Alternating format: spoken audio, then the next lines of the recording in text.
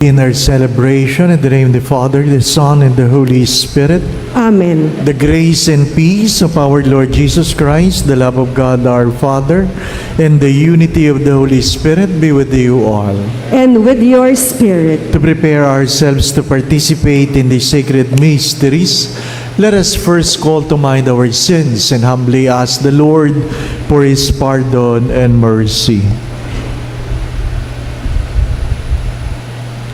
I confess to Almighty God and to you, my brothers and sisters, that I have greatly sinned in my thoughts and my words, in what I have done, in what I have failed to do, through my fault, through my most grievous fault.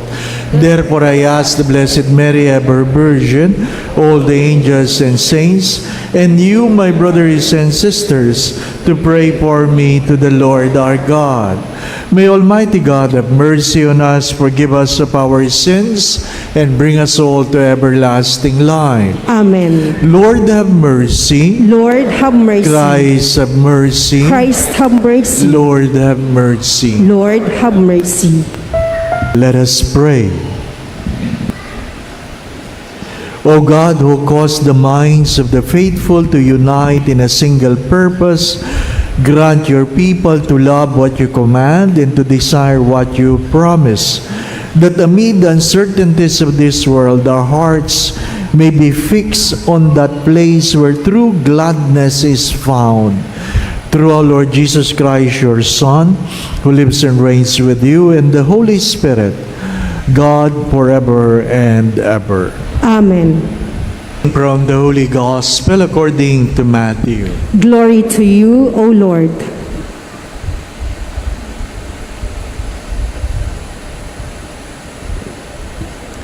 Jesus went into the region of Caesarea Philippi and asked his disciples, "Who do people say that the Son of Man is?" They replied, "Some say John the Baptist, others Elijah, still others Jeremiah or one of the prophets." He said to them, But who do you say that I am?" Simon Peter said in reply, "You are the Christ, the Son of the living God."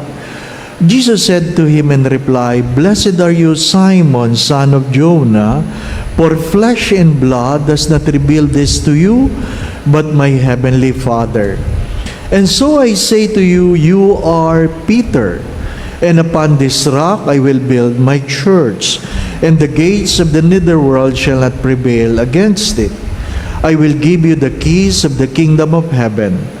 Whatever you bind on earth shall be bound in heaven, and whatever you loose on earth shall be loosed in heaven." Then he strictly ordered his disciples to tell no one that he was the Christ.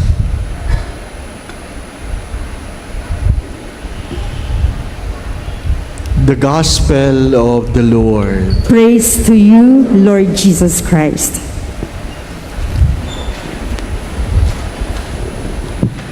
Magandang gabi po sa inyong lahat. Few days ago, a mother came asking, "Father, what will I do? My son robbed us, and we sued him, but now I'm thinking of dropping the case. But my lawyer said that we should not drop the case." And I was quiet because I think she was waiting for me to tell her to drop the case. I simply asked the question, "What do you think will happen to your son if you drop the case?" Pag kayo po'y lalapit sa akin, kayo magdadala ng problema, huwag niyong aasahang sasagutin ko ang problema ninyo. Ano po? Marami na akong problema, huwag niyo nang dagdagan. Ano po? Mahalaga yun, pag problema mo, hanapan mo ng sariling solusyon para walang sisihan. Hindi po ba, no? Mamaya kung ano sabihin ko, sabihin niya, kasi sabi ni Father. Hindi po ba, no? Kaya tinanong ko siya, ano po mangyayari kung hindi nyo itutuloy ang demanda. Or, kung nag-iisip siya, pwede niyang itanong, anong mangyayari kung itutuloy niya ang demanda? Hindi po ba, ano? But I believe it was not the first time. It was not the first time. Ang pangalawang tanong ko lang sa kanya ay, what will happen to your son when you are no longer around? Kasi baka malakas lang ang loob kasi may nanay siyang nagtatanggol. Hindi po ba, no? Maraming anak na ganun eh. Ha? Porke mayroong sasalo sa problema nila, malakas ang loob nila. Hindi po ba, no? Ha? Yan yung mga pinalaki ninyo na pag ayaw kumain, susuyuin ninyo. Hindi po ba, no? May mga magulang na ganun eh. Anak, kain ka na. Ayaw ko. Sige na. Di ba? Alam nyo, hindi nyo sinusuyo. Never. You never do that. Kung ayaw kumain, huwag pilitin. Pero huwag iiwanan ng pagkain sa lamesa. Pagtapos ng kainan, iligpit para walang babalikan. Hindi po ba? May oras para sa lahat ng bagay. Sapagkat ang oras ay hindi nag-aantay. Listen to that. May oras para sa lahat ng bagay at ang oras ay hindi nag-aantay. Mga minamahal na mga kapatid, pero Father, di ko maintindihan ang aking anak. Anong gusto mo? Ako ang umintindi? Ikaw nga nanay, di mo maintindihan. Ako pa. Hindi po ba, ano? Parang, tulungan mo ako, Father, intindihan ang anak ko. Well, mga minamahal na mga kapatid, ano po ang punto? The second reading reminds us of what? If you cannot understand your own son, and there are times we don't even understand ourselves, how can we really understand the mind of God? That's the first reading all about.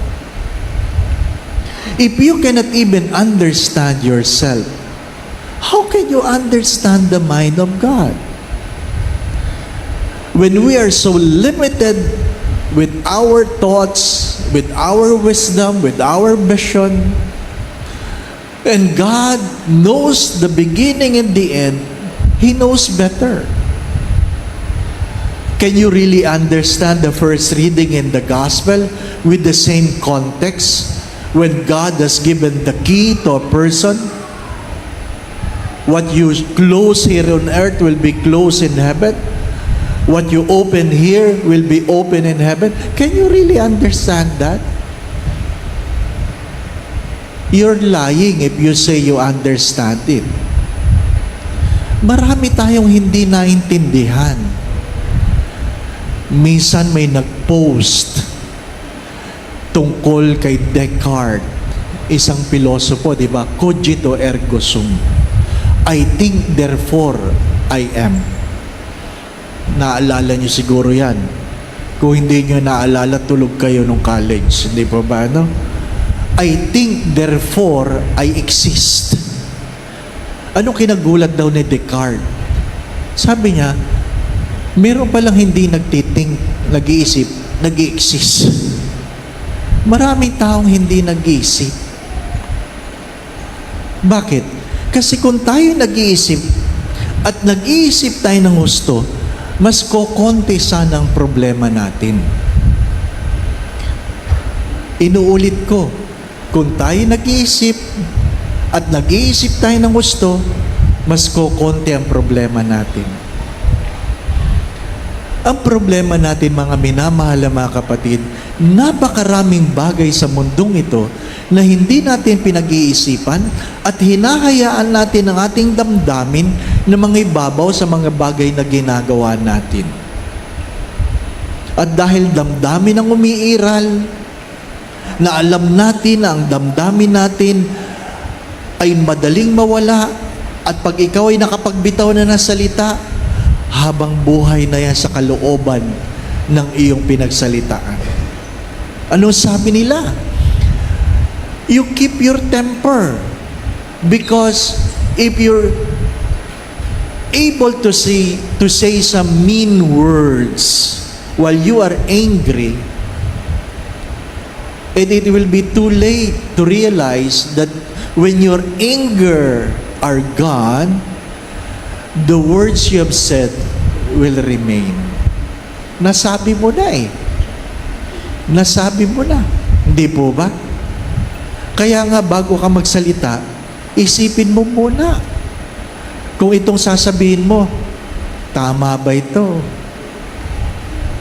Kung itong sasabihin mo, totoo ba? Kung itong sasabihin mo, makabubuti ba? Sino ba ang pinipili ng Diyos?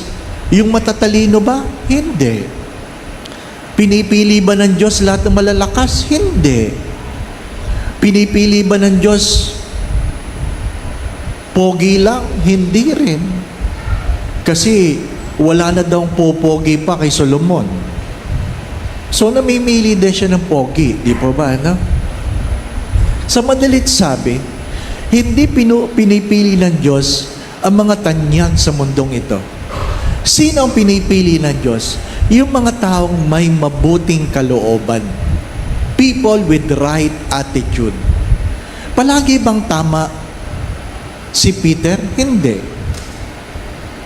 Hindi palaging tama si Peter. Marami siyang kagulat-gulat na desisyon.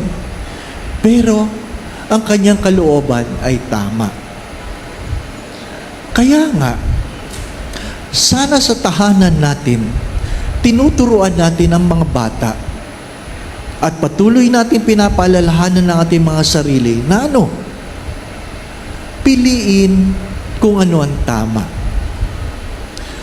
Late na, nalaman ng nanay, late na pag sinisigawan pala niya ang kanyang mister sa harapan ng kanyang mga anak, binabawasan ang paggalang ng kanyang mga anak sa kanya.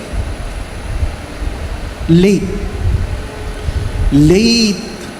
She realized that everything she ran against her husband, it is the children loses respect on her, not on their fathers. Kasi feeling natin, pag nagbubunga nga tayo, tama tayo. Hindi lahat ng nagbubunga nga, tama. Mga minamahal na mga kapatid, magandang pagtuunan ito sapagkat pagkaminsan, kung hindi man madalas, sa pang-araw-araw nating ginagawa, marami sa ating ginagawa, parang kabuti lamang, silakbo lang ng damdamin. Silakbo lang ng damdamin. Minsan ang bait-bait natin, minsan sungit-sungit natin, di ba ba, no? Kahit sa loob ng simbahan, di ba? Ang bait-bait, maya-maya, masungit. Alam naman natin, minsan humili ko na ito. Ano po? Pag sabi ng mister, Father, di ko maintindihan ang misis ko. Tinatanong ko, ilang taon na ang misis mo? 45. Sabi ko, baka may regla. Di ba? Totoo naman, di ba? Hindi maintindihan mga lalaki, mga babaeng may regla. Di po ba? Kasi, nagbabago ang inyong kalooban pag may regla kayo eh. Hindi po ba, ano? Pero ganun din yung mga babae, Father, di ko maintindihan ang mister ko. Ilang taon na? 45. Baka may regla. Di ba? Ano ibig ko sabihin? Marami na sa atin ang hindi nag-iisip. Hari nawa, ang ating pagsisimba, hinihikayat natin ating kalooban na mag-isip.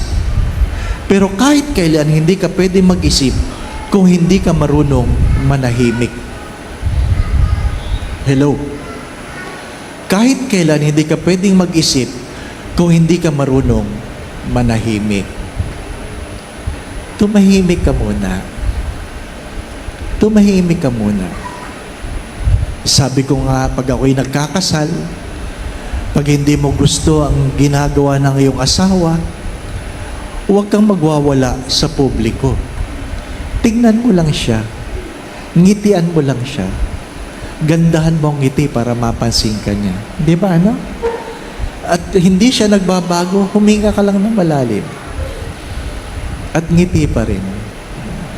Sabi niya, Father, parang di ko kaya. Kaya mo yan. Hingang malalim. At sabihin mo, mamaya ka. Di ba? Huwag sa publiko. Huwag sa publiko. Sapagkat walang idudulot na mabuti ito. Hindi natin maintindihan lahat ng bagay. Hindi natin maintindihan. Sadyang mahiwaga ang buhay. Kailangan lang ng may kababaang loob. Na ano? Ni ang sarili ko nga, di ko maintindihan minsan eh. Kaya kailangan mong tanggapin na ang iyong anak minsan di mo maintindihan. Na ang iyong asawa di mo maintindihan.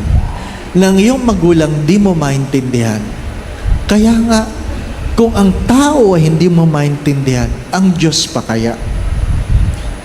At dahil hindi mo maintindihan ng Diyos, ano ang hamon ng Diyos?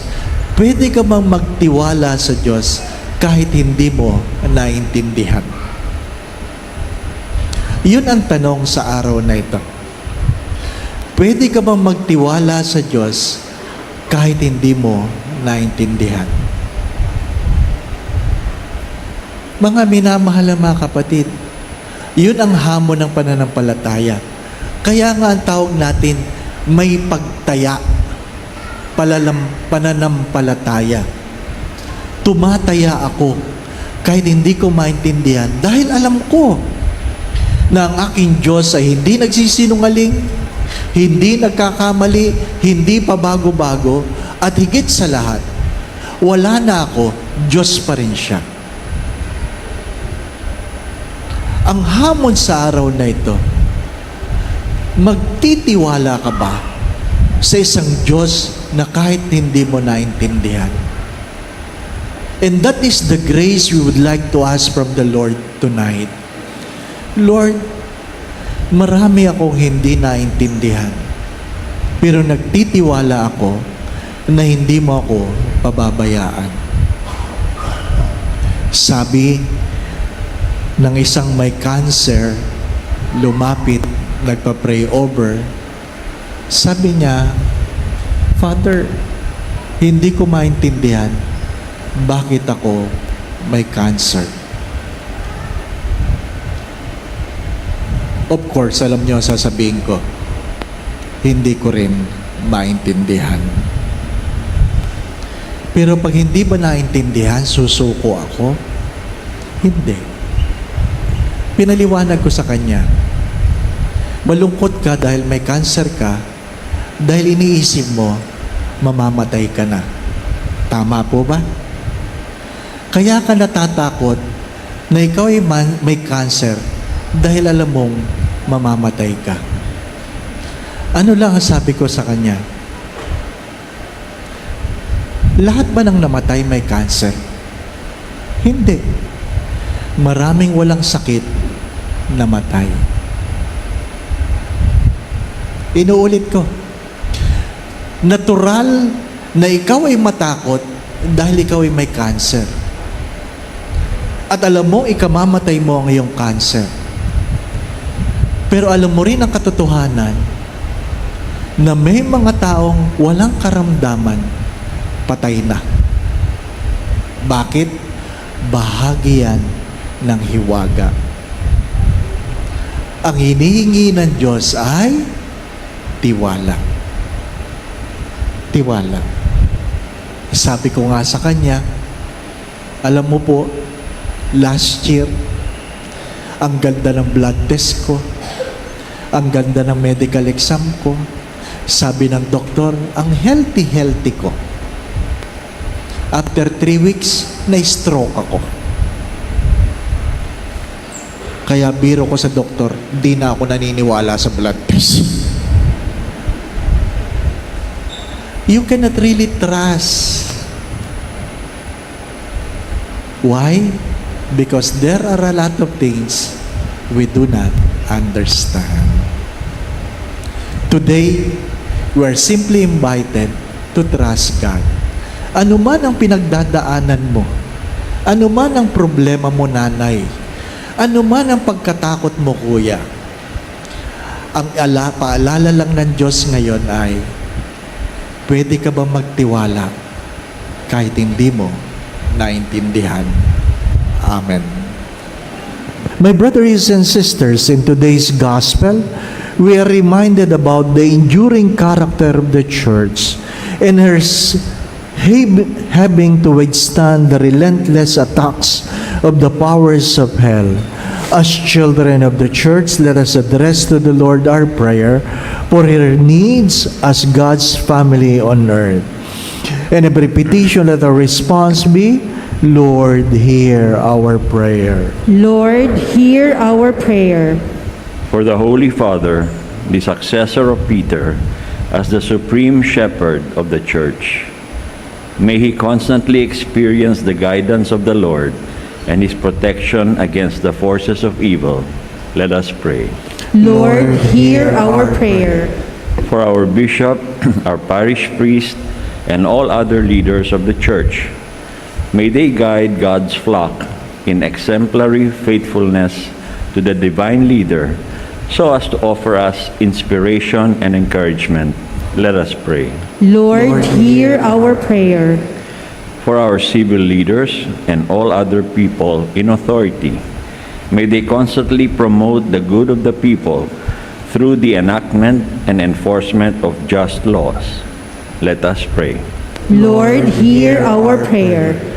For the youth of the world, especially those who live in material or moral misery, may they find in the church their trusted guide and the promoter of their integral welfare.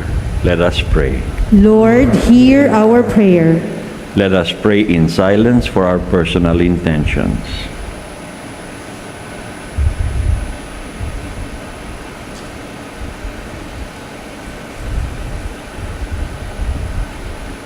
Let us pray.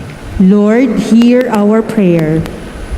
Lord Jesus, we thank you for having called us to be part of the church you established on the solid rock of Peter's faith.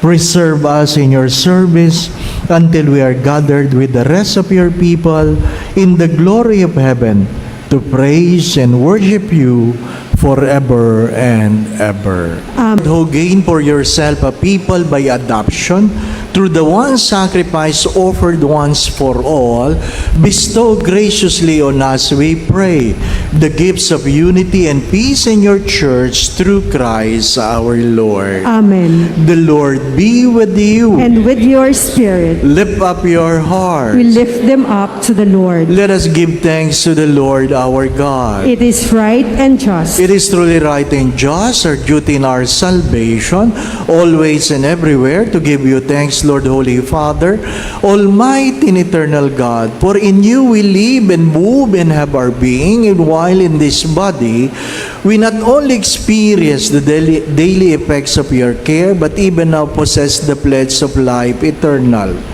For having received the first fruit of the Spirit, through whom you raised up Jesus from the dead, we hope for an everlasting share in the Paschal mystery.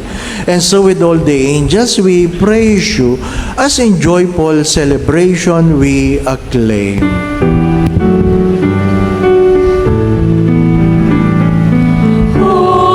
Holy, holy, holy Lord God of hosts, heaven and earth are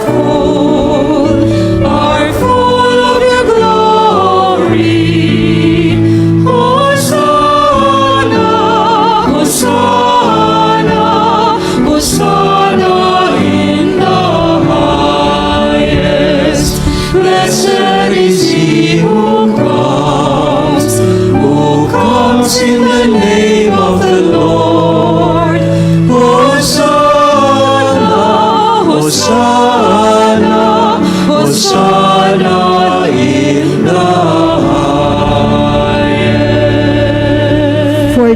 those who cannot kneel, please remain standing and put your right hand on your chest as a sign of reverence. You are indeed holy, O Lord, the fount of all holiness. Make holy, therefore, these gifts, we pray, by sending down your Spirit upon them like the dewfall, so that they may become for us the body and blood of our Lord Jesus Christ. At the time he was betrayed and entered willingly into his passion, he took bread, gave you thanks, broke the bread, gave it to his disciples, saying, Take this, all of you, and eat of it, for this is my body, which will be given up for you.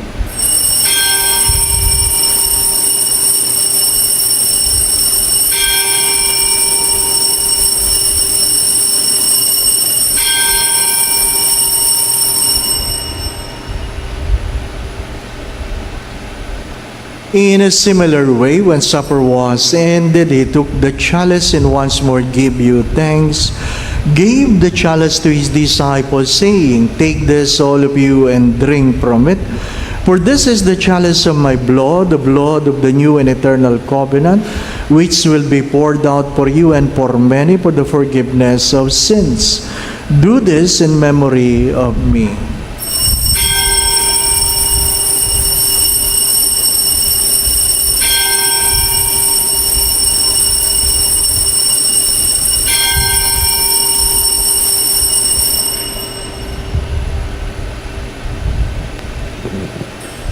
The mystery of faith.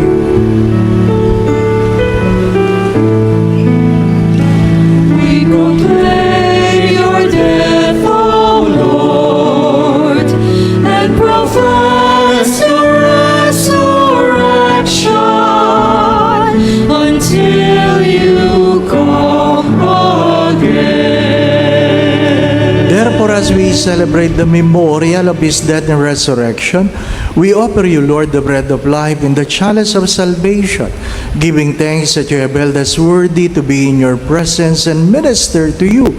Humbly we pray that partaking of the body and blood of Christ, we may be gathered into one by the Holy Spirit. Remember, Lord, your church is spread throughout the world, and bring her to the fullness of charity, together with Francis, our Pope, Jose, our Bishop, all the bishops and all the clergy. Father, please hear the prayers of your children gathered here before your holy presence. Let's spend few moments of silence. And I invite you, brothers and sisters, that you personally ask the Lord for a special grace you want to receive in this Eucharistic celebration. Ask the Lord. Kung meron kayong hindi naintindihan, ask for the grace to trust God.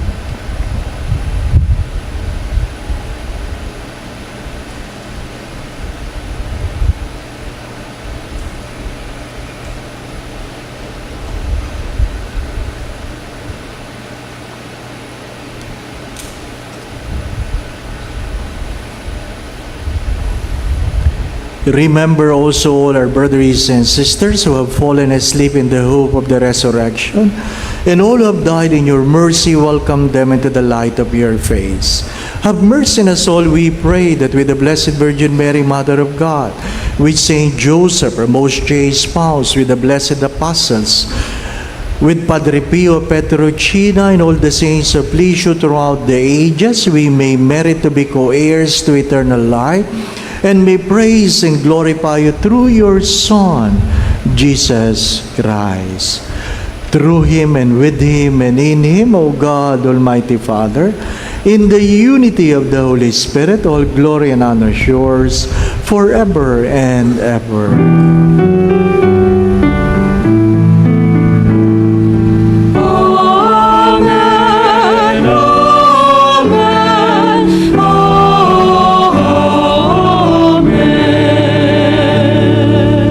Gathering all our prayers into one, let us now pray to the Father in the very words our Lord Jesus Christ taught us. Lord, we pray from every evil, graciously grant peace in our days, that by the help of your mercy we may be always free from sin and save from all unnecessary worries and distress as we await the blessed hope in the coming of our Savior, Jesus Christ. For the kingdom, the power, and the glory are yours now and forever.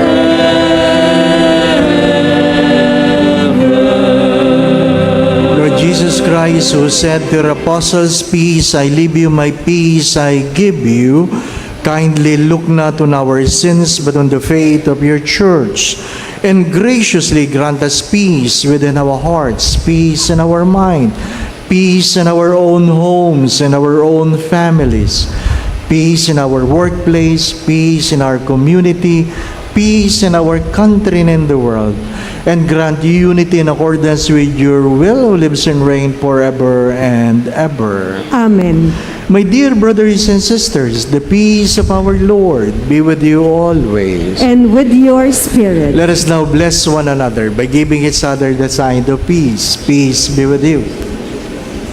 Prayer of Padre Pio Petrucina. Please kneel. Stay with me, Lord, for it is necessary to have you present so that I do not forget you. You know how I easily abandon you. Stay with me, Lord, because I am weak and I need your strength, that I may not fall so often. Stay with me, Lord, for you are my life, and without you I am without fervor. Stay with me, Lord, for you are my light, and without you I am in darkness. Stay with me, Lord, to show me your will. Stay with me, Lord, so that I hear your voice and follow you. Stay with me, Lord, for I desire to love you very much and always be in your company. Stay with me, Lord, if you wish me to be faithful to you. Stay with me, Lord, for as poor as my soul is, I want it to be a place of consolation for you, a nest of love. Stay with me, Lord Jesus, for it is getting late and the day is coming to a close, and life passes, death, judgment, eternity approaches. It is necessary to renew my strength so that I will not stop along the way, and for that I need you. It is getting late and death approaches. I fear the darkness, the temptations, the dryness, the cross, the sorrows. Oh, how I need you, my Jesus, in this night of exile. Stay with me tonight, Jesus, in life with all its dangers. I need you. Let me recognize you as your disciples did at the breaking of the bread, so that the Eucharistic communion be the light which disperses the darkness, the force which sustains me, the unique joy of my heart. Stay with me, Lord, because at the hour of my death, I want to remain united to you, if not by communion, at least by grace and love. Stay with me, Jesus. I do not ask for divine consolation, because I do not merit it, but the gift of your presence. So yes, I ask this of you. Stay with me, Lord, for it is you alone I look for. Your love, your grace, your will, your heart, your spirit, because I love you, and ask no other reward but to love you more and more.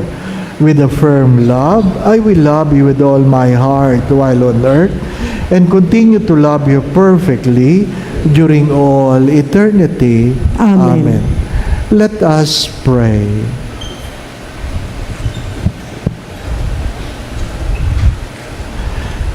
Complete within us, O Lord, we pray, the healing work of your mercy, and graciously perfect and sustain us, so that in all things we may please you through Christ our Lord. Amen. Kindly be seated for a moment.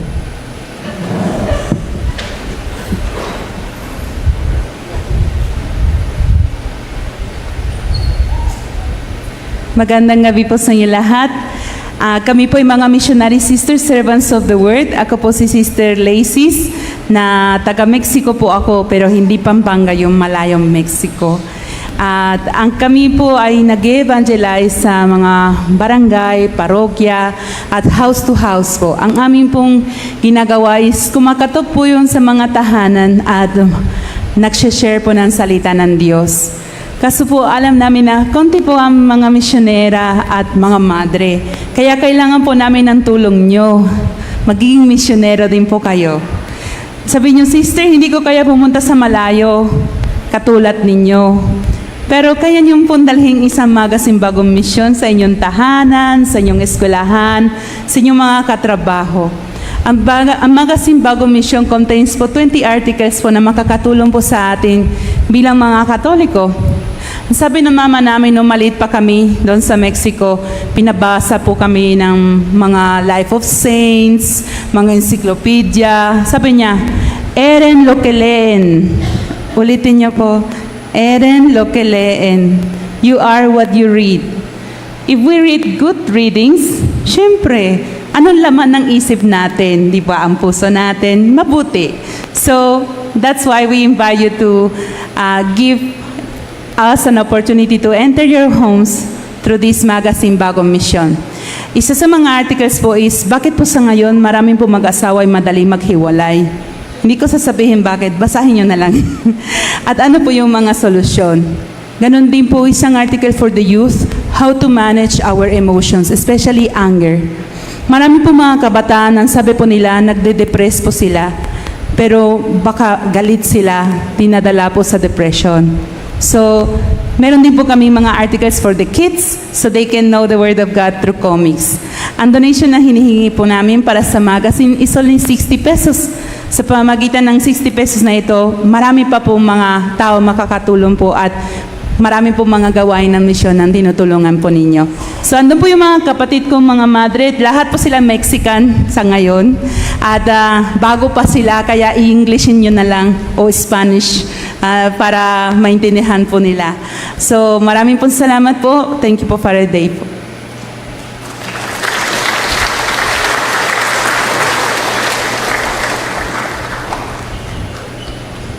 No hablo español.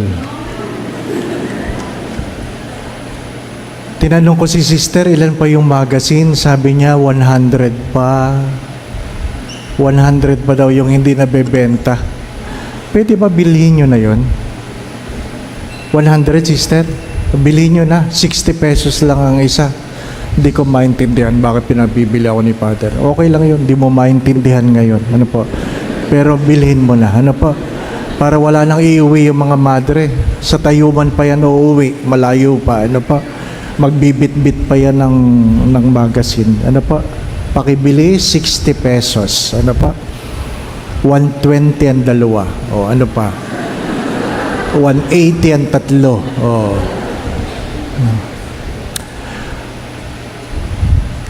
Sabi ng isang binata, Father, i-pray over mo naman ako kasi ang dami kong iniisip. Ang sabi ko kagad sa kanya, maganda yung nag-iisip. Mas mahirap yung hindi na nag-iisip. Pero Father, naguguluhan ako. Ano po? Sabi ko sa kanya, magkaiba yung maraming iniisip at maraming inaalala. Magkaiba yun. Ano po? To think is not bad, but to worry is the problem. Worry about what? That's the biggest question. To worry about what? On the things you do not understand? Why worry about things you do not understand? My dear friends, trust in the Lord because God is always good. Ano po? Kung hindi ka pinabayaan ng Diyos noon, pababayaan ka pa ba ng Diyos ngayon? Hindi. Magtiwala ka kahit hindi mo naintindihan. Let us all rise. The Lord be with you. And with your spirit. And may Almighty God bless you and your family, the Father, the Son, and the Holy Spirit. Amen. Go now in peace to love and serve the Lord. Thanks be to God.